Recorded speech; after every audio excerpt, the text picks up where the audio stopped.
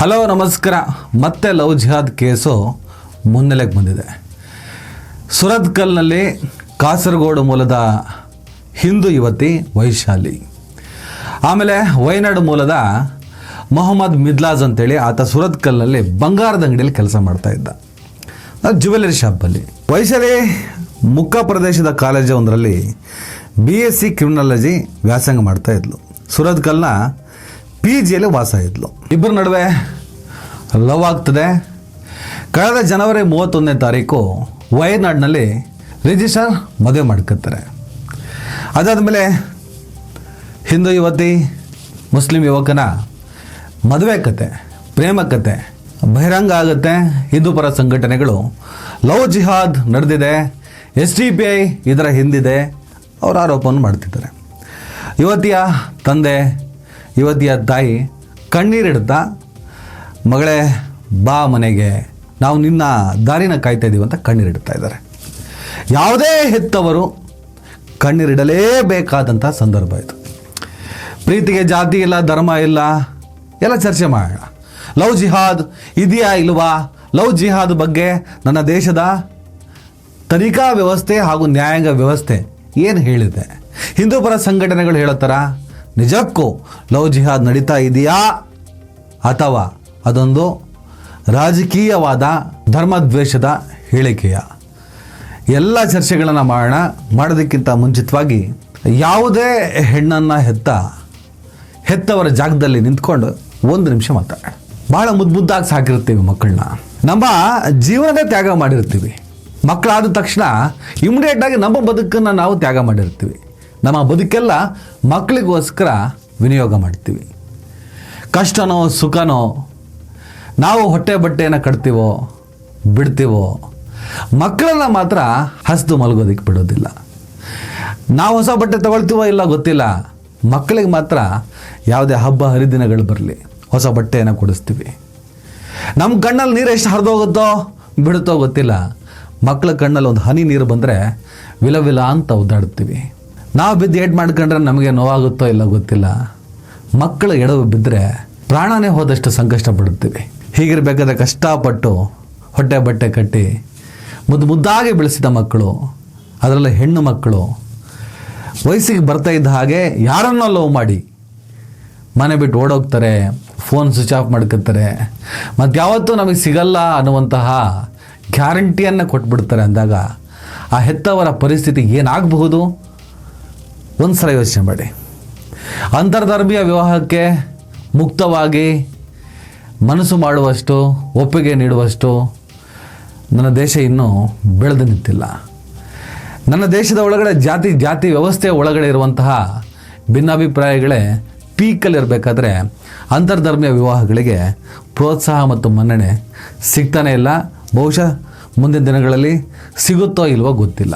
ನಾನೀಗ ಸುರತ್ಕಲ್ನಲ್ಲಿ ವೈಶಾಲಿ ಮತ್ತು ಮೊಹಮ್ಮದ್ ಮಿದ್ಲಾಜ್ ಆ ಲವ್ ಪ್ರಕರಣಕ್ಕೆ ಸಂಬಂಧಪಟ್ಟ ಮಾತ್ರ ಮಾತಾಡ್ತಿಲ್ಲ. ಯಾವುದೇ ಲವ್ ಹೆತ್ತವರ ಆಸೆ, ನಿರೀಕ್ಷೆ, ಅಣತಿಯನ್ನು ಮೀರಿ ಪ್ರೀತಿಗಳು ಮೂಡಿ ಅವರು ಹೊರಟೋದಾಗ ಎಲ್ಲ ಹೆತ್ತವರು ಆಲ್ಮೋಸ್ಟ್ ಸಂಕಟವನ್ನೇ ಪಡುತ್ತಾರೆ. ಈಗ ವೈಶಾಲಿ ತಂದೆ ವಿದೇಶದಲ್ಲಿ ಕೆಲಸ ಮಾಡ್ತಾಯಿದ್ರು, ಓಡ್ ಬಂದಿದ್ದಾರೆ, ಕಣ್ಣೀರಿಡ್ತಾ ಇದ್ದಾರೆ. ಅವಳ ತಾಯಿ ಕಣ್ಣೀರನ್ನು ಕೂಡ ನೋಡೋಕ್ಕಾಗ್ತಾ ಇಲ್ಲ. ಈ ಪ್ರೀತಿ ಅನ್ನೋದೇ ಹಾಗೆ, ಯಾವುದೇ ಕಟ್ಟುಪಾಡುಗಳು, ಯಾವುದೇ ನೀತಿ ನಿಯಮಗಳು, ಯಾವುದೇ ಕಣ್ಣೀರಿನ ಬಂಧನಕ್ಕೆ ಸಿಲುಕದಂತಹ ಅನುರಾಗ. ಆ ಕಾರಣಕ್ಕೆ ಪ್ರೀತಿ ಬಗ್ಗೆ ನಾವು ಏನೇ ವ್ಯಾಖ್ಯಾನ ಮಾಡಿದ್ರೂ ಕೂಡ ಅದೊಂದು ವಯಸ್ಸಿರುತ್ತೆ, ಆ ವಯಸ್ಸೆಲ್ಲ ಆಗುತ್ತೆ, ಅದು ಹೊರಟೋಗುತ್ತೆ. ಇದಕ್ಕೆ ಕಡಿವಾಣ ಹಾಕೋದಷ್ಟು ಸುಲಭ ಅಲ್ವೇ ಅಲ್ಲ.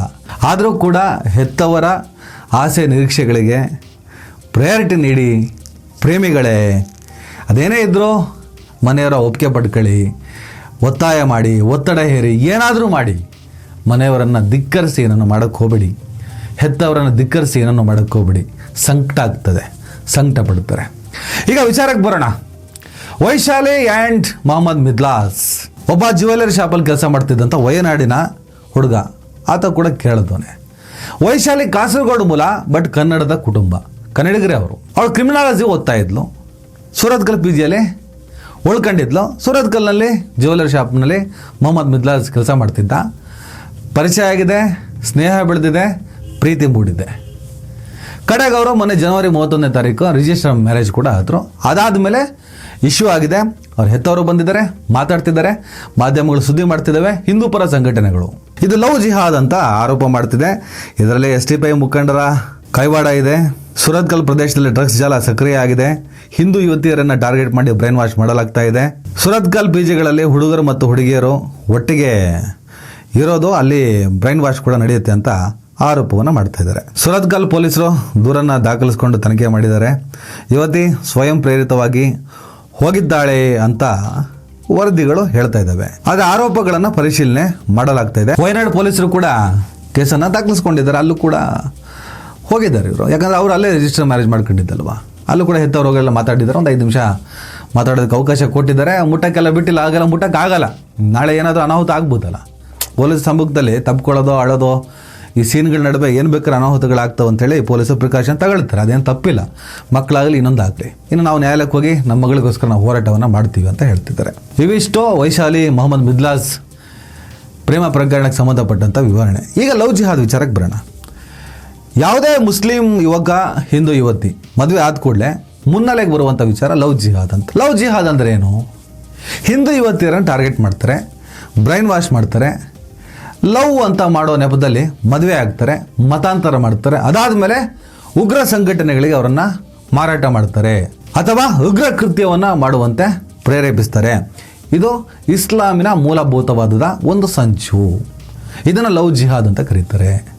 ಹಿಂದೂ ಹೆಣ್ಮಕ್ಳು ಹುಷಾರಾಗಿರಿ, ನಿಮ್ಮ ಬದುಕನ್ನು ನಾಶ ಮಾಡ್ತಾರೆ ಅವರು ಅಂತ ಈ ಥರದ ಒಂದು ಟಾಪಿಕ್ ಇರೋದು.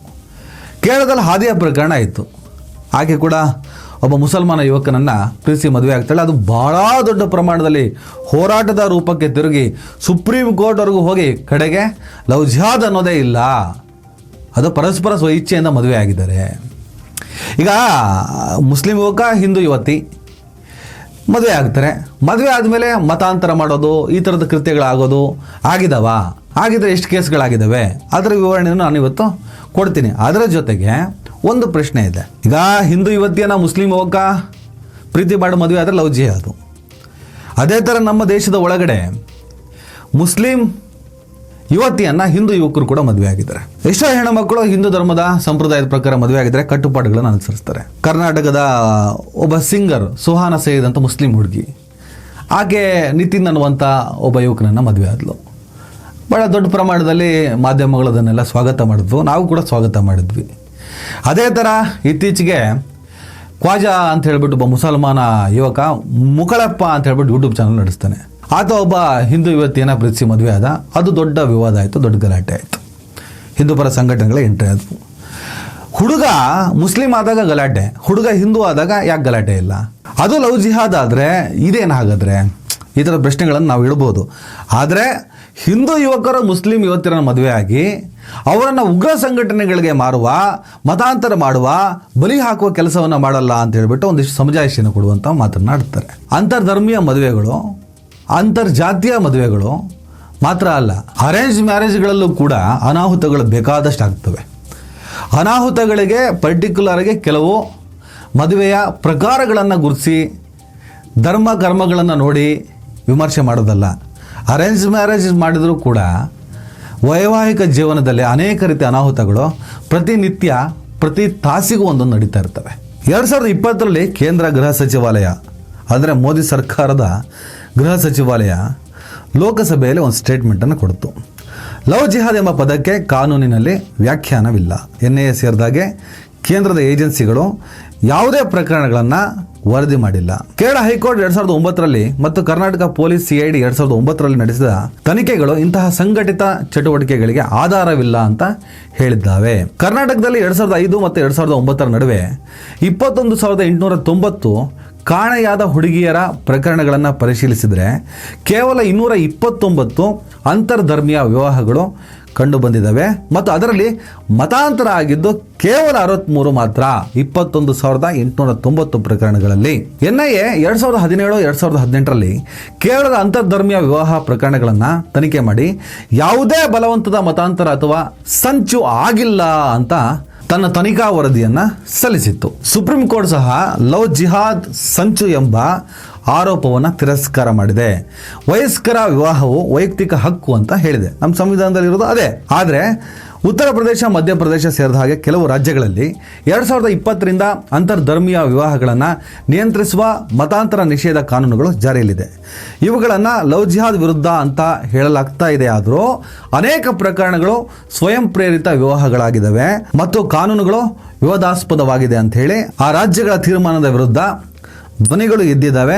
ಕೋರ್ಟ್ನಲ್ಲಿ ಇದಕ್ಕೆ ಸಂಬಂಧಪಟ್ಟ ಹಾಗೆ ಕೇಸುಗಳು ನಡೀತಿದ್ದಾವೆ. ಉತ್ತರ ಪ್ರದೇಶದಲ್ಲಿ 2020-2023 ನಡುವೆ ಅಂದರೆ 3 ವರ್ಷದಲ್ಲಿ ಒಟ್ಟು 424 ಅಂತರ್ಧರ್ಮೀಯ ವಿವಾಹಕ್ಕೆ ಸಂಬಂಧಪಟ್ಟ ಹಾಗೆ ಪ್ರಕರಣಗಳು ದಾಖಲಾಗಿದ್ವು. ಅದರಲ್ಲಿ ಹುಡುಗ ಹುಡುಗಿ ಸೇರಿದ ಹಾಗೆ ಮದುವೆಯಲ್ಲಿ ಭಾಗವಹಿಸಿದವರು, ಈ ಮದುವೆಯಲ್ಲಿ ಪಾತ್ರ ಇದೆ ಎನ್ನುವಂಥ ಆರೋಪವನ್ನು ಹೊತ್ತವರು ಸೇರಿದ ಹಾಗೆ ಒಟ್ಟು 1229 ಜನರ ವಿರುದ್ಧ ಕ್ರಮವನ್ನು ಕೈಗೊಳ್ಳಲಾಗಿತ್ತು. ಆದರೆ ಕೇವಲ 3ರಿಂದ 4 ಕೇಸಲ್ಲಿ ಮಾತ್ರ ಶಿಕ್ಷೆ ಆಗಿದ್ದಾವೆ. ಅದರ ಅರ್ಥ ಸುಮಾರು 424ರಲ್ಲಿ 420 ಪ್ರಕರಣಗಳು ಸುಳ್ಳು ಆರೋಪಗಳು ಅಂತ ಡಿಕ್ಲೇರ್ ಆಗಿದೆ. ಮುಗಿದು ಹೋದಂಥ ಅಧ್ಯಾಯ ಅದು. ಕೇರಳದಲ್ಲಿ 2006-2014 ನಡುವೆ 2667 ಯುವತಿಯರು ಇಸ್ಲಾಂಗೆ ಮತಾಂತರಗೊಂಡಿದ್ದರು ಅಂತ 2014ರಲ್ಲಿ ಅಲ್ಲಿನ ಮುಖ್ಯಮಂತ್ರಿ ಒಂದು ಸ್ಟೇಟ್ಮೆಂಟ್ ಕೊಟ್ಟಿದ್ರು. ಆದರೆ ಇದ್ಯಾವುದು ಕೂಡ ಬಲವಂತದ ಮತಾಂತರ ಅಲ್ಲ ಅಂತ ಹೇಳಿ ಸಾಬೀತಾಗಿದ್ದಾವೆ.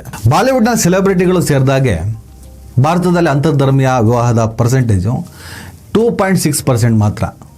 ದೊಡ್ಡ ಪ್ರಮಾಣದಲ್ಲಿ ಏನು ಆಗ್ತಾ ಇಲ್ಲ. ಬರೀ 2.6% ಮಾತ್ರ ಆಗ್ತಾ ಇರೋದು. ಈಗ ನಾನು ಶಾರುಖ್ ಖಾನು, ಗೌರಿ ಖಾನು, ಅಮೀರ್ ಖಾನು, ಕಿರಣ್ ರಾವ್ ಮತ್ತು ಇತ್ತೀಚೆಗೆ 3ನೇ ವಿವಾಹ ಏನೋ ಕೂಡ ಆಗಿದೆ ನಾನು. ಆಮೇಲೆ ಸೈಫ್ ಅಲಿ ಖಾನ್, ಕರೀನಾ ಕಪೂರು, ಜಹೀರ್ ಅಬ್ಬಾಸು, ಸೋನಾಕ್ಷಿ ಸಿನ್ಹಾ ಮೊನ್ನೆ ಮದುವೆಯಾದರು. ಈ ಕಥೆನ ಮತ್ತೆ ಹೇಳೋಕೆ ಹೋಗಲ್ಲ, ಆಲ್ರೆಡಿ ನಾನು ಹೇಳಿದ್ದೀನಿ. ನನ್ನ ಡಿಸ್ಕ್ರಿಪ್ಷನ್ನಲ್ಲಿ ಅದರ ವಿವರಗಳನ್ನು ಕೊಡ್ತೀನಿ, ನೋಡಿ ನೀವು. ಶ್ರೀಮಂತ ವರ್ಗದಲ್ಲಿ ಸಿಕ್ಕಾಪಟ್ಟೆ ದುಡ್ಡಿರೋ ಕಡೆ ಈ ಥರದ ಮದುವೆಗಳಾದಾಗ ಅದೇನೋ ಲವ್ ಜಿಹಾದು ಇನ್ನಿತರ ಕಾನ್ಸೆಪ್ಟನ್ನು ಚರ್ಚೆ ಕೂಡ ಆಗಲ್ಲ. ಯಾವುದೇ ಹಿಂದೂ ಪರ ಸಂಘಟನೆಗಳು ಗಲಾಟೆ ಕೂಡ ಮಾಡಲ್ಲ, ಕೇಸ್ ಕೂಡ ಹಾಕಲ್ಲ. ನನ್ನ ದೇಶದ ನ್ಯಾಯಾಂಗ ವ್ಯವಸ್ಥೆ ಹಾಗೂ ತನಿಖಾ ವ್ಯವಸ್ಥೆಗಳು ಲವ್ ಜಿಹಾದ್ ಅನ್ನೋದೇ ಇಲ್ಲ. ಆಲ್ಮೋಸ್ಟ್ ಎಲ್ಲರೂ ಸ್ವಯಂ ಪ್ರೇರಿತವಾಗಿ ಮದುವೆ ಆಗ್ತಿದ್ದಾರೆ. ಅಂತರ್ಜಾತಿ ಅಂತರ್ಧರ್ಮ ವಿವಾಹಗಳು ಸಹಜವಾಗಿ ನಡೀತವೆ.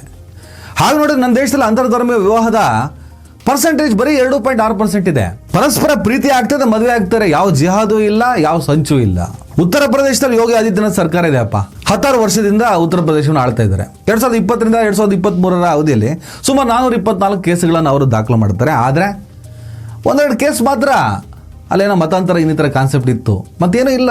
ಲವ್ ಜಿಹಾದ್ ಅನ್ನೋದು ಶುದ್ಧಾತಿ ಶುದ್ಧ ಸುಳ್ಳು. ಅದೊಂದು ಸಂಚು, ಅದೊಂದು ತಂತ್ರ, ಅದೊಂದು ರಾಜಕೀಯ ದುರುದ್ದೇಶ, ಅದೊಂದು ಧಾರ್ಮಿಕ ದ್ವೇಷದ ಚಕ್ರವ್ಯೂಹ. ಇದು ಡಿಕ್ಲೇರ್ ಇದು. ಆದರೆ ಯಾವುದೇ ಪ್ರೇಮ ಪ್ರಕರಣದಲ್ಲಿ ತುಂಬ ನೊಂದ್ಕೊಳ್ಳೋರು ಹೆತ್ತವರ ಬಗ್ಗೆ ನಾವು ಜಾಸ್ತಿ ಯೋಚನೆ ಮಾಡೋಣ. ಆಯ್ತಪ್ಪ, ಪ್ರೀತಿ ಆಗ್ತದೆ, ಒಂದು ಸಣ್ಣ ನಿಯಂತ್ರಣ ಇರಲಿ ನಮ್ಮಲ್ಲಿ. ನಮ್ಮ ಹೆತ್ತವರ ಪರಿಸ್ಥಿತಿ, ಅವ್ರು ನಮಗೆ ಮಾಡಿದಂಥ ತ್ಯಾಗ, ಬದುಕಿನ ಬಲಿದಾನಗಳನ್ನು ನಾವು ಚೂರು ಯೋಚನೆ ಮಾಡಿದ್ರೆ ನಿಯಂತ್ರಣ ಮಾಡ್ಕೋಬೋದಾ, ಆ ಆಲೋಚನೆ ಕೂಡ ನಿಮಗಿರಲಿ. ಇದು ಸಲಹೆ. ಆದರೆ ಪ್ರೀತಿಗೆ ಜಾತಿ ಹಾಗೂ ಧರ್ಮದ ಬೆಲೆಗಳೇ ಇಲ್ಲ. ಹಾಗೆ ಹಿಂದೂ ಪರ ಸಂಘಟನೆಗಳು ಏನು ಹೇಳ್ತಾರೆ ಸ್ಟೇಟ್ಮೆಂಟ್ಗಳು, ಆ ಥರ ಲವ್ ಜಿಹಾದ್ ಕೂಡ ಸುಳ್ಳು. ಅದು ನಾನು ಹೇಳ್ತಾ ಇದ್ದಲ್ಲ, ಕಾನೂನು ಹೇಳ್ತಾ ಇರೋದು.